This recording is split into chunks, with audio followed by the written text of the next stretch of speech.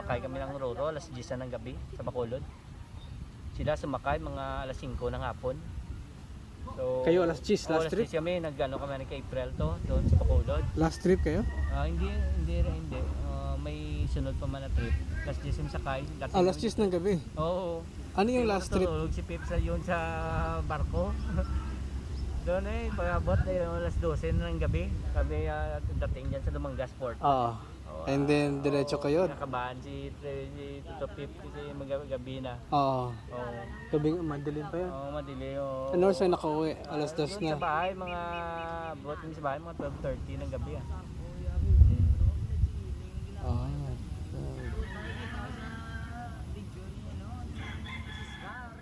Ang cute naman ng mga duck.